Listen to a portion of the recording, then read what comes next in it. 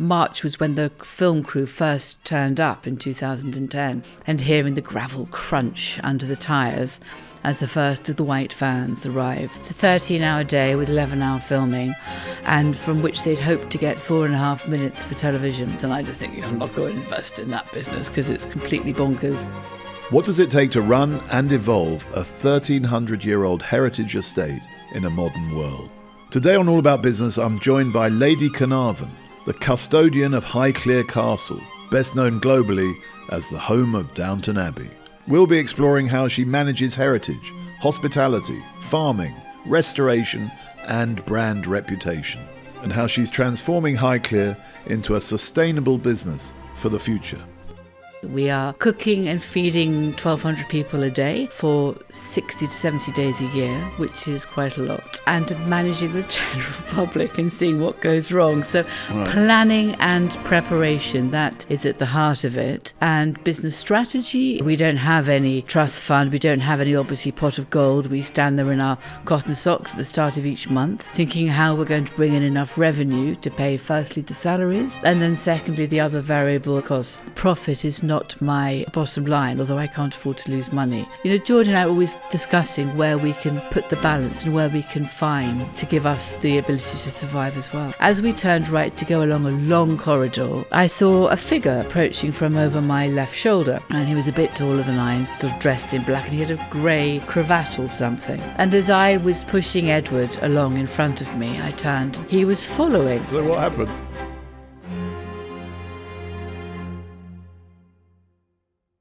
Welcome to All About Business with me, James Reed, the podcast that covers everything about business, management, and leadership. Every episode, I sit down with different guests who've bootstrapped companies, masterminded investment models, or built a business empire. They're leaders in their field, and they're here to give you top insights and actionable advice so that you can apply their ideas to your own career or business venture.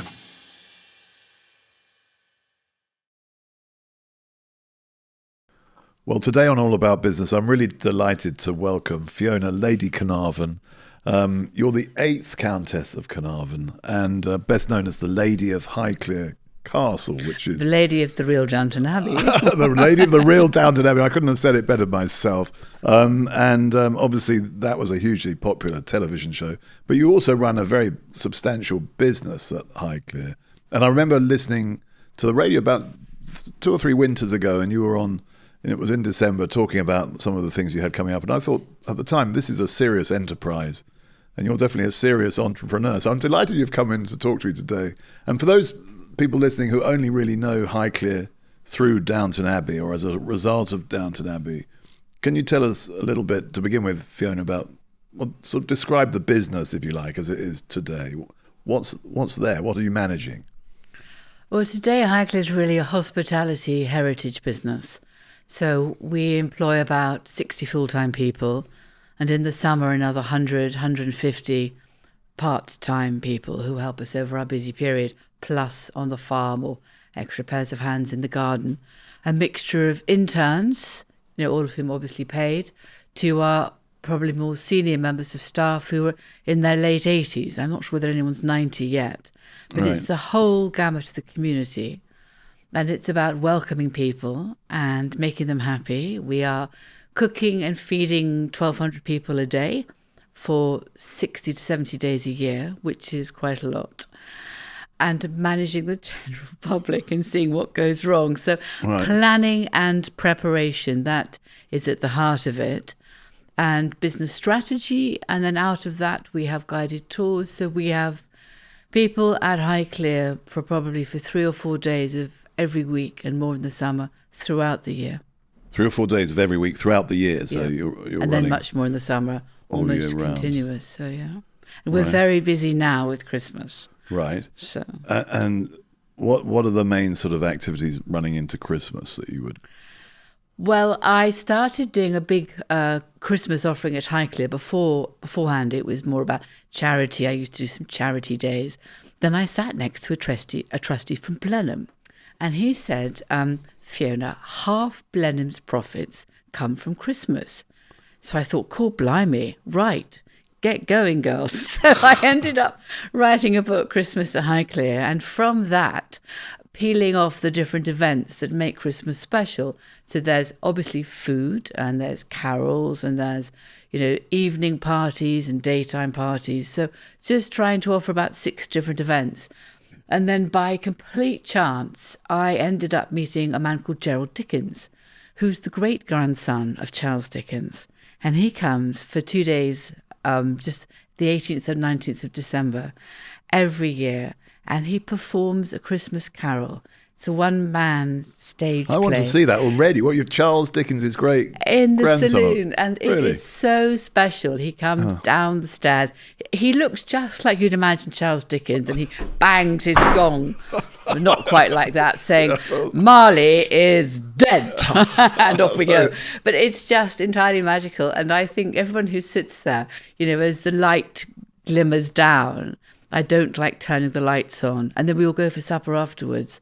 Right. It is entirely wonderful. I imagine it's this is a sellout, is it? Actually, it's the most expensive event. It's the fewest people. It sells out almost within a week. I mean, I'm trying to be like Glastonbury, James. I was just thinking of Sell that, out before anything happens. Sort of people queuing up. That sounds fantastic. It is. And when you said you were talking to a trustee from Blenheim, you mean Blenheim Palace? Oh, I mean Blenheim where they Palace. have the big Christmas fair, isn't it? There's a huge They fair. have I saw a big huge Ferris events wheel there. and thing going when I drove past. And that I the other find day. that quite scary because there's an outlay of millions, which I don't have. We Right. don't have any trust fund. We don't have any, obviously, pot of gold. We stand there in our cotton socks at the start of each month, thinking how we're going to bring in enough revenue to pay, firstly, the salaries, and then secondly, the other variable and or fixed costs, depending where we are at the start of, in the month of the year. So it's just Geordie and I trying to be entrepreneurial. But having said that, again, it's about planning and preparation. So I will put out my Christmas tickets to sell in April of each year, and they would have been sold out by September. Then I see if I can squeeze a few more people in. I have something called Friends of Highclere, which is designed to take people behind the scenes, and I reserve some tickets for them as well.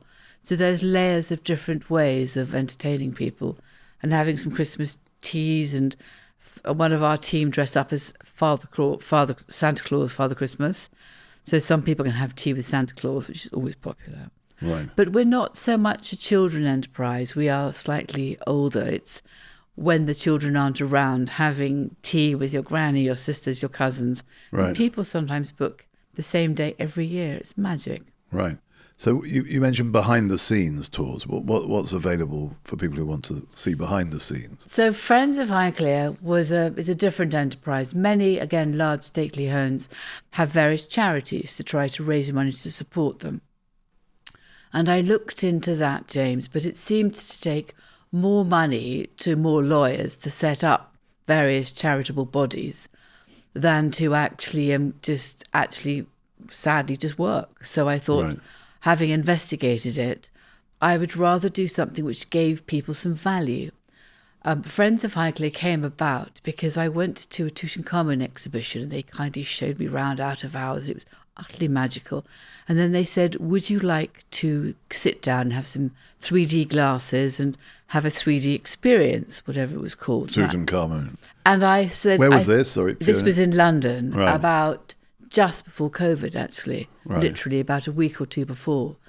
And I thought, well, not really, but I must be polite and say yes. So that would be lovely. Yes, please. Yes. So I went and sat down in the chair and put on these 3D glasses. And I was blown away. I couldn't remember anything else that I'd seen for the whole day. So I thought, great, well, perhaps that's what I can set up at Highclere. So I managed to find a team who could do 3D filming for me and create these virtual reality videos, each of which takes sort of 10 days to download. It's Right. quite a complicated edit, and nor can you edit things together. It's one take at a time, or you hear them moaning as I come out because I've got it wrong. And then so we have uploaded those. I have friends on Friday. We have special events. We have a book club. So we have different levels of subscription You've platform gone to raise money. Already from heritage hospitality to sort of virtual reality. Yeah. I mean, it's an interesting job. And would you explain why you're interested in Tutankhamun? Because that's a very important part of the story. And It's Downton fascinating. Abbey and Tutankhamun in one home. Highclere Castle. So we are so lucky. And Geordie and I created an exhibition to celebrate the discovery of Tutankhamun, because my husband Geordie's great-grandfather discovered the tomb of Tutankhamun in 1922 with Howard Carter. So it was almost beyond belief what they found. And sadly, Geordie's great-grandfather died. He effectively gave his life when he was out in Egypt. So we're left with the legacy in what he found, but also the very important fact that nothing from Tutankhamun came back to Highclere. We have the discovery and the story of the discovery, but everything stayed in Cairo. And luckily for us, he wrote in a letter to Howard Carter, I think everything should stay in Egypt. So we have the story, the discovery, the resilience, the passion and obsession for this extraordinary ancient world, but also in today's world, the acknowledgement that it was Egyptian. So that is part of Highclere's story, and he was the most famous Carnarvon. And then, of course, we had Downton Abbey come along. So we have two planks to our marketing, or ways to entice or beguile people to come to Highclere, failing that, good food. And so those are really the two planks of my marketing, what I'm trying to share.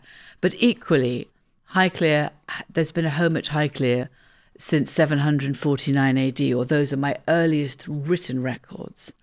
And I have landscape records dating back to Neolithic times. So I really like the fact I can walk in time for 6,000 or 7,000 years, and I can share that again with visitors, with guests, or with friends of Highclere. Just, I think, to give us a sense of continuity, and if you can look back sometimes, perhaps you can have hope for the future, because at the moment, I think it is a very troubled world, and many of the values and the cultural values have been thrown up in the air, and we're all wondering where they're going to land. So I think history and heritage can just help give you some time out and forget all about everything else. And that's a big draw for people coming to visit you, that they can do that. I can see the appeal of that instantly. So, Fiona, obviously Downton Abbey has been a huge story, and it's been over more than a decade now. Were there any pressures associated with this association with Highclere and Downton Abbey and the filming and the journey you've been on together? I think the first thing is to accept that Highclere is also Downton Abbey and to embrace it. So that's absolutely fine. I think 300 to 400 million people around the world have watched it. And there's not a TV platform in the world which hasn't had Downton Abbey. So it's looking at that on the one side. And on the other side, they don't actually pay us much money as a location fee. So what can we do for Highclere to make the best of Downton Abbey? So it's merging the two together to make it work for Highclere, and respecting the dreams of people who have loved Downton Abbey and making sure that we try to live up to them when they come to Highclere Castle. But all my marketing is around Highclere Castle. My Instagram is around Highclere Castle.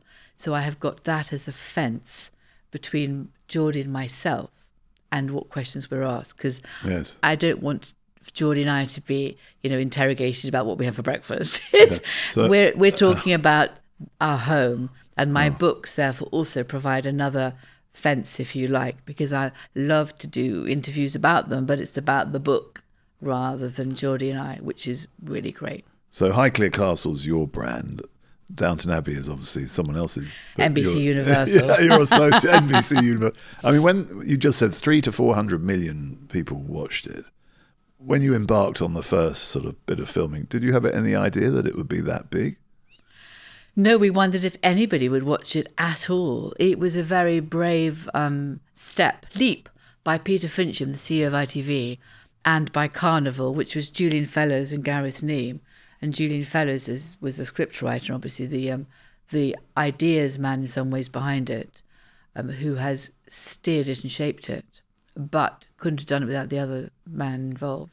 And then PBS in America. So it has become this kind of monstrous rolling circus. And we're actually a small part of it, but we like to think we're quite an essential part of it. I think you are quite an essential part of it, which is not a bad place to be in any future negotiation. So good for you. What if doing good was the smartest business move you'll ever make? I'm James Reed, CEO of Reed. In my new book, Karma Capitalism, I reveal how being a Philco, that's a company where at least 10% of shares are owned by a charitable foundation, has become our business superpower. Companies like Lego, IKEA and Novo Nordisk share the same Philco identity. These businesses last longer, inspire loyalty and make a bigger impact on society. This book is part manifesto, part practical guide. Karma Capitalism is available now at karmacapitalism.org. Being a good business is good business. You've written a book, Fiona, it's just recently published, called A Year at Highclere. Yes, no, thank you. I try and write a book every 2 years, and the latest do one every one, two? Yeah. Okay, well, that's very impressive. It's certainly beaten me. No, I don't think it's a competition. It's just if you ever publish this, what's next then? Yeah. Otherwise, you lose your place in the rat let's talk race. about A Year at Highclere. Yeah, how did you frame that? And Well, I thought I've written history books, I've written cooking books and gardening books. You know, you go around thinking how to share this extraordinary home. And then I thought, as the third film, the grand finale, was coming out, it might be quite fun to share life today at Highclere and some of the stories. Because when I go out, people say, "Have you got any ghosts?" I said, "Yes."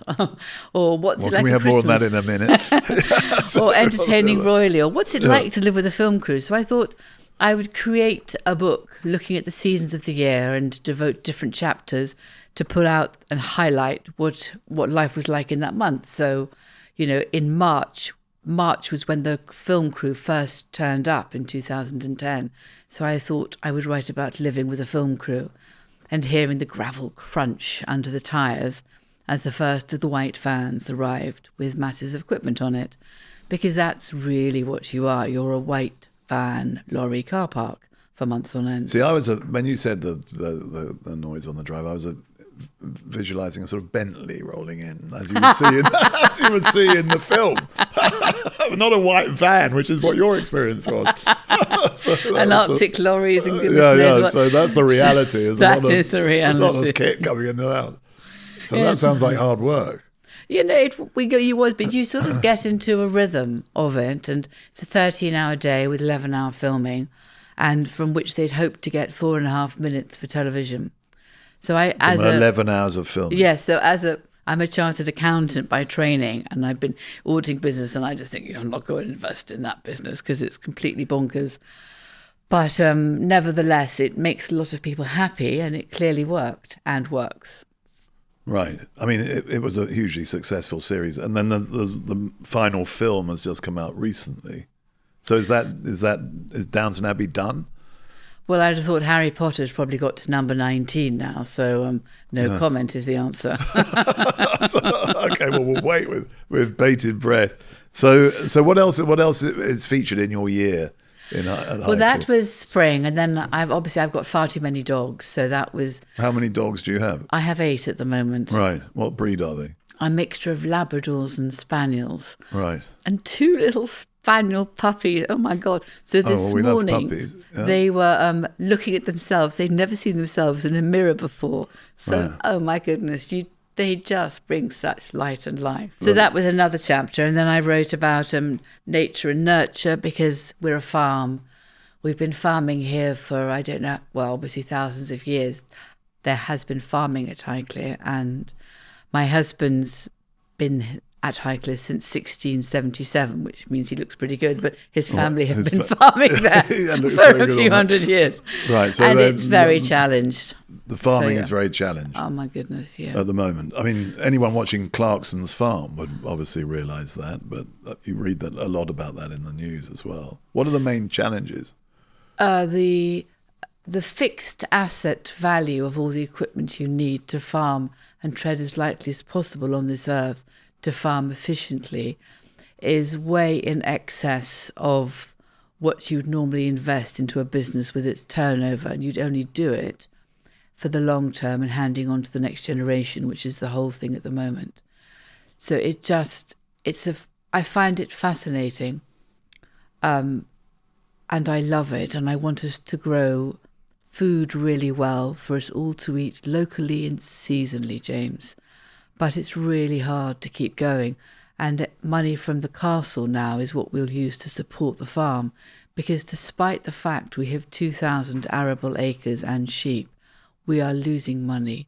So goodness knows what is happening to everybody else. I mean, and it's things like, no one's buying or investing in new sprayers, for example. So the spraying company from which we bought our sprayer has gone bankrupt. So we've now got no spare parts for the sprayer which we've got.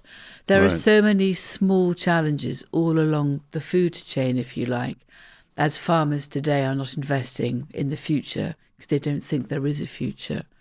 And actually, we need to grow trees. Geordie and I have planted 22,000 trees over the last 2 years. But we also need to eat. So one chapter is about nature and nurture and nurturing nature because that's what makes a successful farm. And I have written about that for various newspapers as well, including the Telegraph. Not to sort of preach, but just to share some of why it's so important. And for, the old story is that for a loaf of bread, which sells for £2.50 in the supermarket, I think we're paid a penny. I think 4p would make a huge difference to us. But it's just not making any sense. Is that actually the economics? Yes. So for the wheat? It's just, and I've got wonderful photographs of all the wheat in the barns. And from that wheat, from those tiny seeds, we mill it to make flour and bread. And actually, during the Christmas period, for which we're cooking for people now, we use 1/4 ton of flour to make all the different cakes and panettones, whatever we're doing.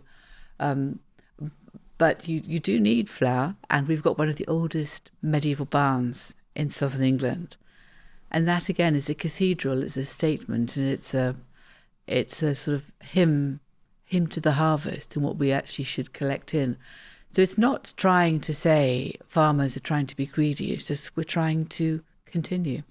And you're saying that, you mentioned as a chartered accountant. I mean, you're a qualified accountant looking at the business of this very in a hard-nosed fashion, actually, looking at the capital costs of the equipment and how you cannot make that pay over a reasonable period because of the other issues affecting farming. So, you're talking here partly, I think, about the inheritance tax change that affects the farmers have been protesting very, they have, and it's not. Is it about that partly? It is that part because a farmer today is not investing in another combine harvester for £750,000 payable on the, however you finance it, because he's not sure whether he might suddenly die, and then that and the tractor alone will put you at the £1 million mark after which you're going to be taxed. So the economics that the Treasury have presented in their economic case is There's no false. incentive to be a successful farmer, in fact. No. Because your farm would be more valuable and you'd have to pay more tax. Yes. So that is so silly. And investing in this country, I think we should actually have... So we're just building a new event space instead of having a marquee. And because it's a new investment in a new building, we have to pay for the outside structure out of taxed income. We can't set it off against our taxable income. I mean, again, that is bonkers. Why is that? Is that just because a rule? It is a rule. Yeah. So they should be encouraging people to invest in this country, to put money into this country, not tax you, not make you do it after taxed income when the tax is so high. So there are many straightforward things which would encourage people to invest in the farm and look after it. And I don't think many of us in this country are being necessarily greedy. We're all trying to survive. And equally well, on the other side, I understand how tough it is. So, our prices for next year are the same as last year.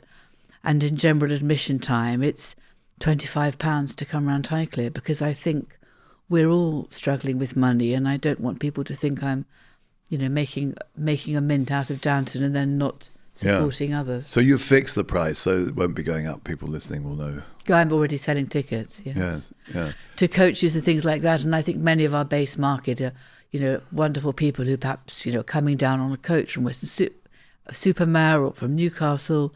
No one's got a lot of disposable income, but a day out is a treat.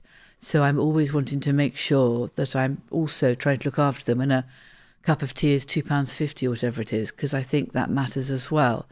So we are a business which tries to do our best, and profit is not is not the bottom line. Although I can't afford to lose money, so I have Geordie and I are always discussing where we can put the balance and where we can find the marginal contribution to give us the ability to survive as well. So you're really looking to sort of achieve continuity. Is that fair? Beyond profitability or longevity, I suppose. I think longevity, stewardship, and I think Highclere and similar stately homes are in the business of being, in a sense, a metaphor for looking after this world and being here for future generations of visitors in 100 years' time to come and see, to go and stand under a cedar tree and say, this is amazing. Yes. So it's things like that. And it's not either pillaging nature or pillaging people's purses. It's trying to find a fair balance and explain to people what their options are. Some people have more money and want a special treat, a smaller guided tour, and for that it's more money. But it's up to people to choose, and it's up to us to give them the choice from which they can choose. So, and in order to do that, I plan and prepare a long way in advance. So I've opened my tours in 2026 until November the 5th. Right. So then people can make their choices. And if they've booked an airfare, know they can get tickets. Yes. Fantastic. So, yeah. So do you feel you're a sort of custodian of this wonderful place? I am. I'm just the steward. I'm just a custodian. The steward, yeah. But that's what I think we all should be, of, the people we work alongside, the trees that we sit under and look up, of the nature and the nurture and this world we look after. And, some of the most amazing people are doing shout-outs. And David Attenborough's in his 90s and with the most powerful voice to do a shout-out saying, just go slow, think before you do something from which we can't come back. And that's very definitely a business philosophy that you just espouse, which I would applaud. And it's interesting seeing it in the context of Highclere Castle and the business you're running there. You mentioned your husband Geordie's family's been there, I think you said, since 1677. Yes. And you mentioned there were some ghost stories. Do they... Everybody wants to know about the ghosts. I want to hear one. It's Christmas time. So anyway, in a year, have you seen a ghost there? I did see a ghost. I did see a ghost Come on, there. I want to hear this. It's the first ghost story we've had on the podcast. Oh, is it? It is. Oh, I'm good. really excited. Please tell me. But am I at the first stately home as well? You are, and you're the first farmer. Oh, good. My God, you are. So there are lots of firsts in this episode. So right. Thank you. Am I the first gardener? I wouldn't be sure about that, okay. but you're the first person to talk about gardening. Oh, okay. So fine. we can do a bit of that as well. I didn't want to be first. No, so I'm very happy to have the first ghost. No, so there are, and before my husband, my family owned it. It was owned by the bishops of Winchester for 800 years. So people have lived here a long time. And the innards of the old building are within the current castle. So it's just been reformed and, recycled, transformed. So each over succeeding iterations. Yes. But no, so I was with Edward, my son Eddie, who you know, and he was about 3 or 4 years old. It was actually on a winter afternoon. I can't quite remember. And Geordie and I were taking photographs in the castle for a new guidebook. So Geordie stayed back with the photographer, and it was Eddie's tea time. And with your own children, how important tea time is. So we left the castle to go out back to the tea room so I could get him something to eat. And we went down some old stairs. And at the bottom of the stairs, I had one of those, I think I got them from Argos, the little red trike, which had an electric pedal, which was such fun. And you could put him on there, and then it was much easier to get around places.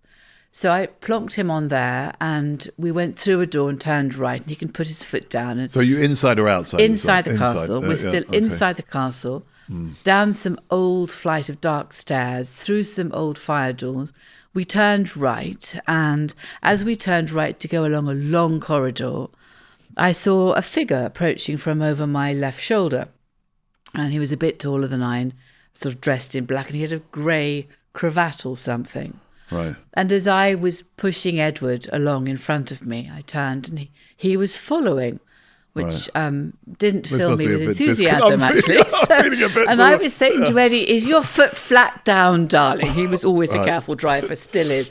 And he said, yes, Mummy. So I was pushing him along with the foot flat down. Well, being followed by this. And there was our old Labrador, Percy, who was the other side of some fire doors. And he was barking madly, and he would not bark at Eddie and I. And as we burst through those fire doors, the chap following me stopped.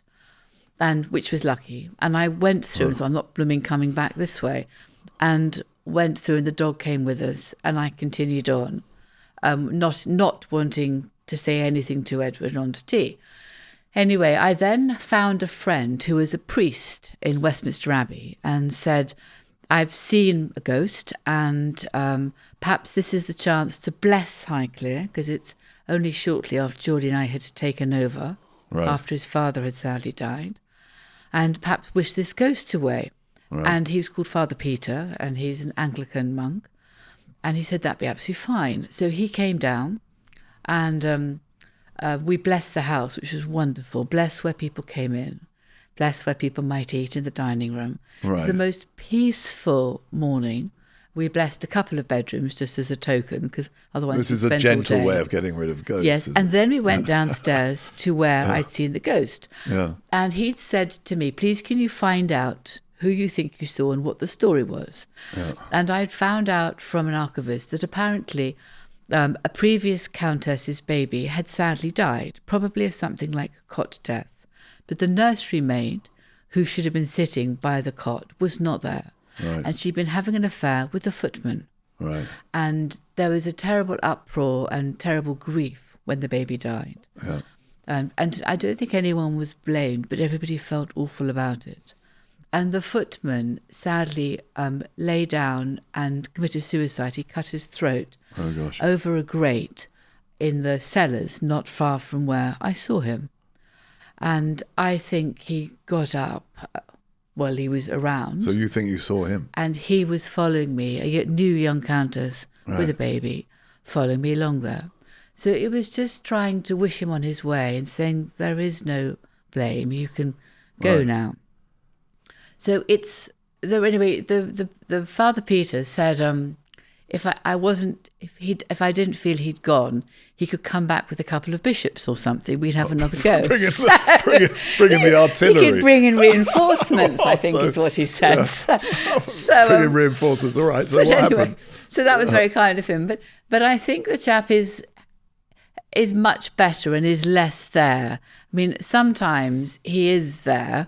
And, so you don't think he's gone? Not completely. And I think John, our castle manager, sort of says sometimes he was there, and there's definitely someone standing just beyond where he locks up in a. So other people have seen this. Oh yes, but just the shape, and I went along with a couple of my Labradors because I was going to go and shut up a door there, and they decided to turn tail and run. So I found I could shut the door another time. So that was that. But you don't seem that troubled by this. It's in your home, down in the basement, admittedly, but you don't seem bothered. Well, I think I was trying to find other routes, and if I'm feeling bothered. But, I saw another ghost upstairs recently. Well, he stopped upstairs. I didn't see him. I heard him. And there was another time. What was he doing? Well, he walks up and down a corridor when I walk. Oh, you go. No, I haven't heard any musical ghosts. All right. So that is positive, actually. Perhaps that'd be quite better. No, do you know the funny thing? He was just going walking around again, was this one? Yes, but it's all part of the... So what do you, as a chartered accountant, what would you attribute this to? I mean... What, ghosts? Yeah, I mean, what's the rational explanation for this? Or is there not one? Or, I don't think I worry about it. There'll be people listening thinking, I don't believe any of this, but I'm sort That's of... That's completely fine, and I don't mind but at all. I'm sort of half and half. I'm not quite sure. But how do you interpret this? I definitely saw someone, and I've definitely heard someone, and I'm not the only one. So I've written a chapter about various stories. In your book? In my book. People can read all of the details, yeah. And quite a few different ghost stories that other people have seen. So I suppose together it forms quite an interesting picture. And it seems to me, and my husband doesn't see ghosts, Geordie hasn't seen a ghost. Right. On the other hand, he tends to do his own thing and not walk along lots of different corridors late at night. It wasn't him walking around. It's not, no. So he beats his own path, which is, heading up to bed rather than going in search. But I'm not necessarily sure I'm going in search of them. But I think there are other strong presences or emotions, or there's another example which perhaps explains it more clearly, that there was a relative of Geordie's who died of completely natural causes in one of the bedrooms upstairs. And his mother was it was a grown-up son, was sitting on the foot of the bed when her son sadly died. And sometimes if you go into the bedroom, there is the imprint of someone sitting on the end of a bed.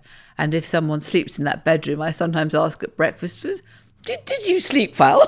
To see what they say. And you say, well, I woke up and saw someone sitting at the end of the bed. And, someone has felt the presence of someone sitting on their feet. It's not necessarily completely bad, but there was clearly this moment in time which was immensely strong and intensely emotional, and some of that appears to be still there. Right. So that's perhaps an easy example. And, those moments in time which are intense.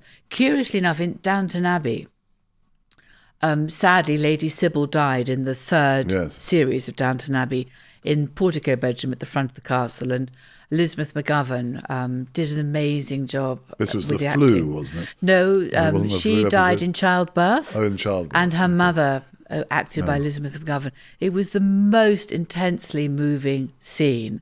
Oh. In fact, the good news was that the actress had a part in another film with Russell Crowe, so she'd wanted to leave Downton. So this So scene sort of had to be written out. Was where she left it. But it was a very, very strongly intense, emotional scene. I think for everybody watching it, they would have been very, very moved. So it's those moments in time. Portico bedroom, the real bedroom, feels absolutely fine because it wasn't real. Right. But again, it's this laying of one scene against another just to try to understand why perhaps people get a bit stuck there. Perhaps they like it. Perhaps they liked it in that bedroom. Yeah. Well, you mentioned your husband's ancestor, Lord Carnarvon, who died in Egypt. I mean, there is a story around that as well, isn't there? The Tutankhamun. There is. Same chapter 11, but I'm joking. It's all in the same chapter. Can we have a little bit? That's where I start, actually, because so what's the story there? Because that's so when the fifth Earl died in Cairo on the 6th of April 1923, it was about 2 or 3 in the morning, I think, and his wife Almina had flown out amazingly to be by his side, and she'd tried to nurse and save her husband's life. She had been a nurse during World War I. And saved the lives of so many fathers and sons and husbands of other women, but she couldn't save her own husband's life. And at the moment he died, the lights in Cairo went out. So that's where I begin, because the whole city went out. Right. And there's obviously, it begins therefore with curses and ghosts. But what's slightly strange is that back at Highclere at about midnight, Lord Carnarvon's little dog, Susie, who normally slept in his bedroom with him on his bed, was sleeping in his housekeeper's room. And at midnight, Susie stood up in her little bed, turned round, howled, and died.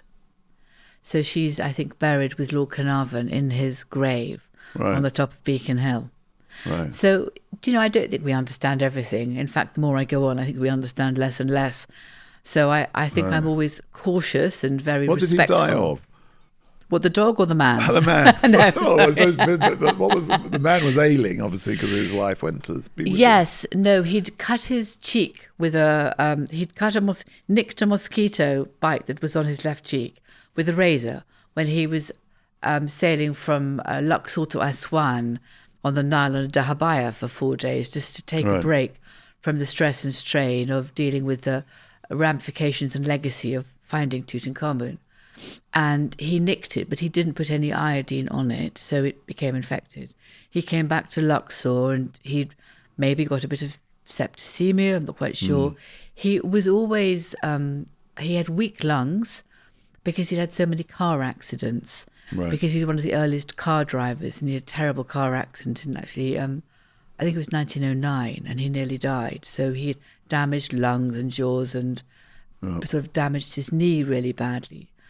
So he was quite a spare, thin man who, despite all his physical challenges of health, had nevertheless continued on and never let it be an excuse, resilience all the way and never give up. But anyway, he then went back to Cairo to see more doctors.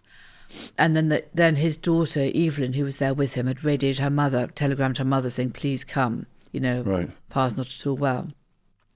She made it out to his bedside. So was it pneumonia? Was it septicemia? The extraordinary thing is that Tutankhamun's gold mask, which he had not at that point seen, was one of the last things to be uncovered post his death by Howard Carter, has been really well analysed, and it's of 2 equal sheets of gold. The only point it's slightly thinner is here on the left cheek, which is more or less where Lord Carnarvon was bitten by a mosquito. And one of the reasons Tutankhamun perhaps died was because of mosquitoes and malaria. And the other thing was that Tutankhamun's left knee and leg was damaged probably by a chariot fall from a chariot driven by horses. And it was the same leg and same knee which Lord Carnarvon had died. So I think overall, be careful. Well, a lot of interesting points there. So because the obviously the mask of Tutankhamun is, I mean, we can all see it. I mean, it's so famous. It's iconic, isn't it? Absolutely, and amazing. And so I didn't know he never saw it. But also that point that just in that little place on the cheek, there's a little fault. Because it's sort of faultless. So it's almost deliberate, isn't it? It is an extraordinary piece of art.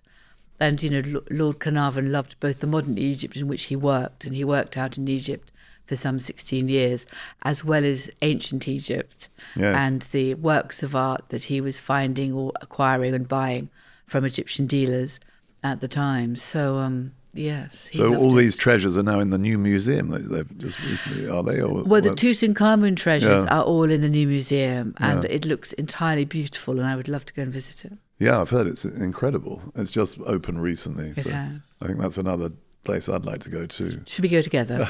Let's go to Egypt. I'd love to do that. So let's go back to your business today, just to sort of, what would you like to do next? Because I'm just intrigued. How do you take it into the next chapter? What ideas do you have? Well, I think there's various parts of it. We've got some properties, rental business, which is very challenging again because the new rental laws coming in.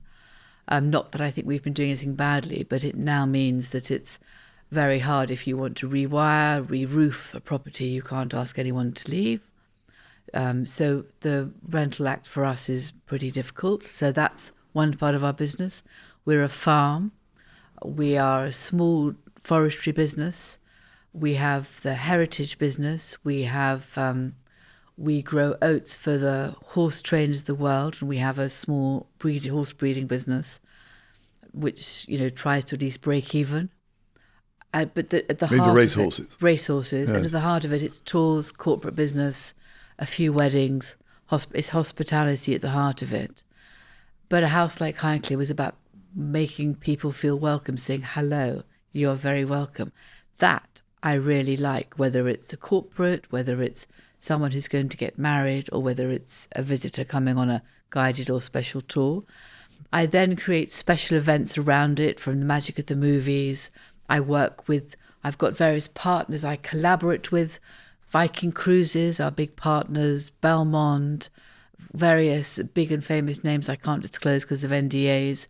Filming is not necessarily done. We've already got another film trying to fit some days in 2026. So that's a legal contract I'm working on. I'm developing the Friends business the whole time. We've developed Highclere Castle Gin, which is probably our biggest play. Gin, G-I-N. G-I-N. Not G-Y-M, G-I-N. No. Our gym is called Walking and Staircases. Right, but Highclere Castle Gin, so that is a British-made business. We're now in 30 different states in America. We've just got through the Canadian Liquor Board, which has taken 5 years to get into Canada. We've got, I think we're selling in northern Italy, in Milan, in Poland. Obviously in this country where it's quite where there's a lot of other gins. We're the only gin to have been awarded 100 out of 100 by the American Spirits Board. We've got over 250 platinum and gold award points for being one of the best gins in the world. So that is a serious business we're developing. We're based in America. The gin is made here. Gin is bottled in England. It's an extraordinary bottle. So I'm really proud of that endeavour. We've just taken on a new CEO from who was with Pernod Ricard, so I'm really happy to have someone with much more substance. We're a very small business. And where can you get that gin if you want to buy it? On Amazon is the simplest place to get the gin, actually. Highclere Castle Gin. Yeah. We sell it from our shop, and we sell masses of cocktails as well when people come and visit. We've got a cocktail bar and jazz music and stuff, so it is quite fun. But so that is quite interesting. We started a huge website in America during COVID. And then during COVID, because we just launched it when COVID began, which is a disaster because you're going to buy your old favourite gins if you drink it, on favourite brands. Right. So our American partners then said, right, we're going to have to do something extraordinary. So we started a virtual cocktail party on Facebook and Instagram every other Friday at 9 p.m. Highclere time. Geordie and I did not know what we were doing. Our phones were the wrong way up. It was completely chaotic, but everybody thought it was Meta's fault, so fine. We then became much more proficient at it. We involved the dogs. I learned about cocktails, where they came from, could make a hanky-panky. I chose the names I liked because I had a story to tell. And then by June, we were in People magazine because we created the largest virtual cocktail party of some 80,000 people watching Geordie and I drink. How amazing was that? Yeah, that is amazing. And were they paying for the pleasure? No, I hope they were buying the gin. They're buying the gin, though. So that's quite good. So we've done some different things like that, which I'm really proud of. I am proud of I've tried. So you're not afraid to try things. Well, you have to try. Yeah. You're looking after heritage, but you have to innovate. So that's the next thing. And then I think we now are ready to do a good round of financing to take it forward, because gin is about marketing. And that's quite fun. So that's what I need to help the gin team do next year, which is how do you weigh that up, Fiona? I'm just thinking, investing in the fabric of the heritage, but also in the business. Oh no, Highclere Castle Gin is a separate business. So they run completely separate. Separately. It's actually an LLC based out of Connecticut. Oh, I see. So it's entirely separate. Yeah. Obviously, one spurs off another. So you're going to start other businesses like that? I'm absolutely exhausted trying to cope with what I'm doing. Thank you very much. You don't look it. So no, the gin is entirely separate, and then the Friends is slightly separate, and then Geordie and I run our enterprises. We're called Highclere Castle Enterprises. Geordie named us at the very start when we began after his pa-in-law died in 2001, and clever him for thinking of a name which is about enterprise, initiative, and trying to be entrepreneurial around the business of heritage. Yes. Well, you've been leading the way. I don't know about that. No, absolutely. But we try. You fall over and you get up and you try again. I remember hearing you on the radio, I was thinking that all these different initiatives that you've started. Well, they're quite clear. I mean, we're a brand. That's what we're really interested in developing, being a brand. And we're lining ourselves up with some really interesting partners who are, because of our brand, our values and our culture, our reputation. And some of my talks in America are on, and in this country actually at various business schools, are on brand and reputation. So just describe that to me a little bit more in terms of what your focus is in terms of brand and reputation. What is the brand you're seeking to establish? The brand and reputation for Highclere is I'm looking always for authenticity, for kindness, and for the values of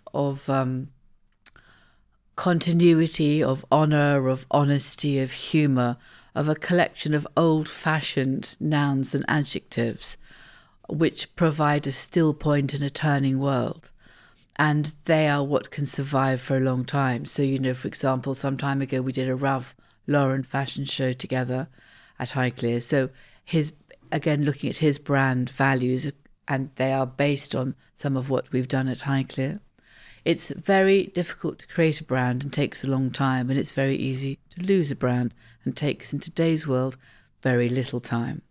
And in today's world with brand reputation, I'm always looking at what we're sharing on Instagram, which is a very powerful tool for every small business, because effectively for us at Highclere, it's more or less free, but it makes an enormous difference. Do you run that yourself? Yeah, you and look after Facebook. That account? Yeah. So you do them yourself. Instagram and Facebook for the farm and the castle. So before I came in here, I was busy scheduling tomorrow's post. So how often do you post? We post every day So at 5 p.m. people can find you on Instagram. On They the can find us on Instagram. A lot of people have found us on Instagram. Yeah. And Facebook the same. I write a blog every Monday.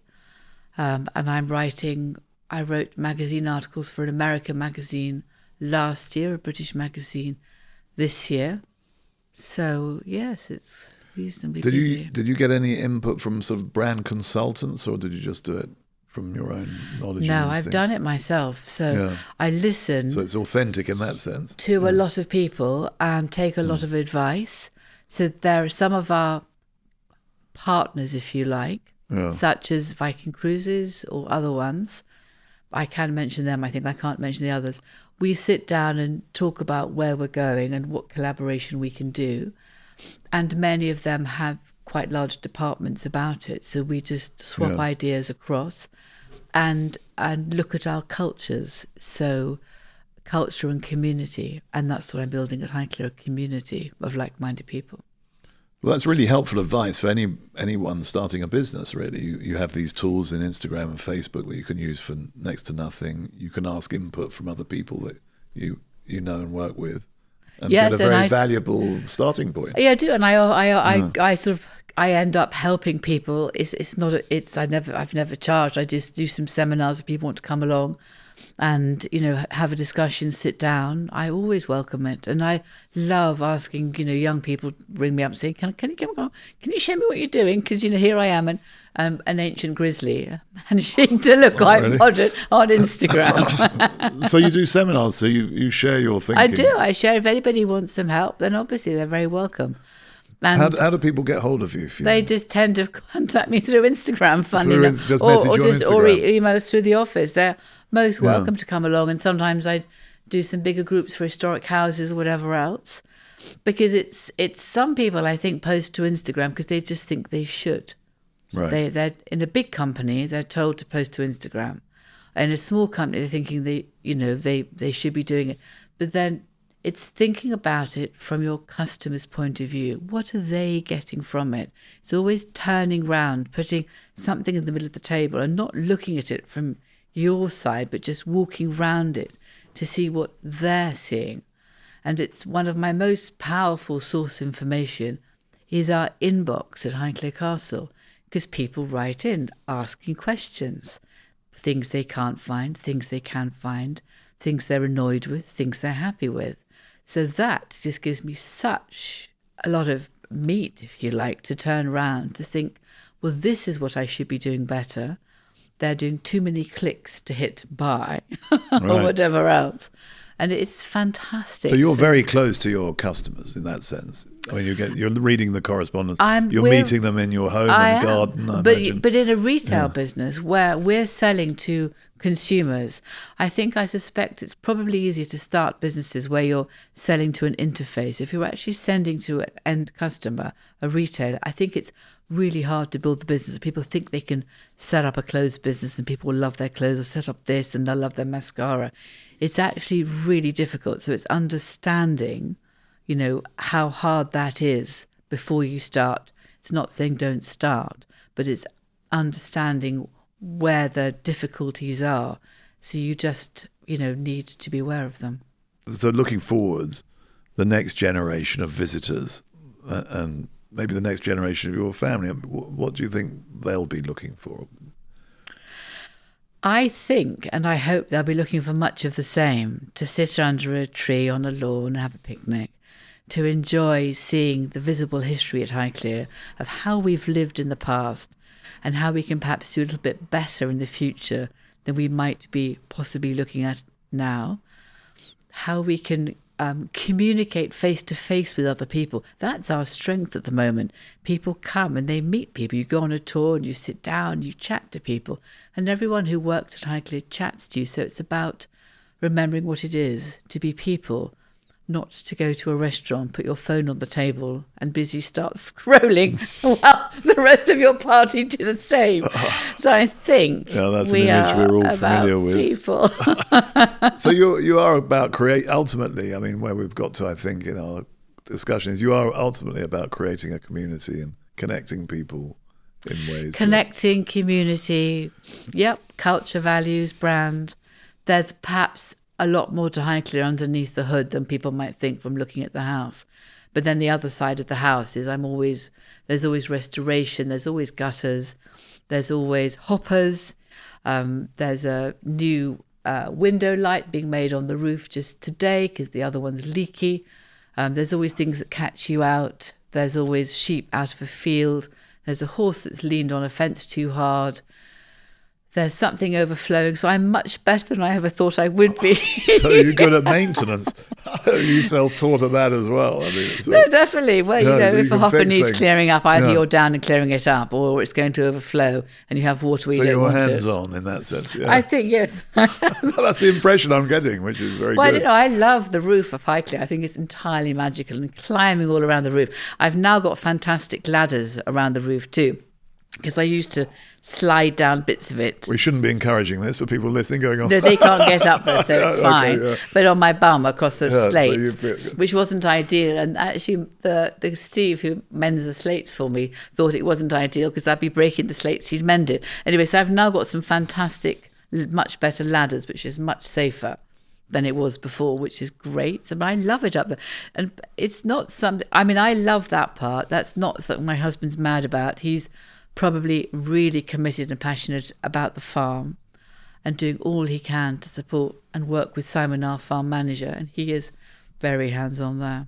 Yeah, I'm sure you make a good He team. hasn't slid along the roof that I know of, but I might get him to do that. But you fix the roof while the sun shines, I hope. Well, yes, and then something goes wrong in the rain. There's always something. So, There's always something. yeah. Thank you, Fiona, so much for coming to talk to me. I've really enjoyed that discussion, and I've learned a lot of things I hadn't expected to learn about the supernatural, about farming. And hoppers. And hoppers. So, yeah, thank you very much. Now, I'm going to ask you two questions I ask everybody at the end Yes. of my podcast, if you don't mind.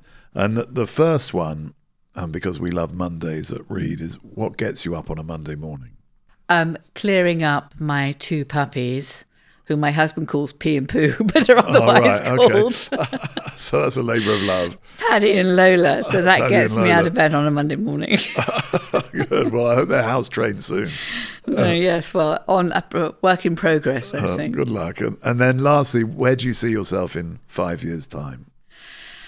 I hope I'll be a better horse rider because I've got a new horse. So I hope I'll be better at riding him. That would be helpful. I'll have done more work in the gardens because I love gardening. I'll have restored some more rooms. And I'd like to spend more time going on a holiday. But I go on holiday with my laptop, so I don't really know. So you need a holiday at some point. I hope you have one in the next 5 years, certainly. Yeah. So everyone seems to be coming to you. It'd be nice for you to go. Maybe you'll go to see the fine museum in Cairo. Yes. Yes, let's hope so. Thanks, Fiona. Thank you very much. James, Good talking thank you to you. so much for asking me. Thank you. Pleasure.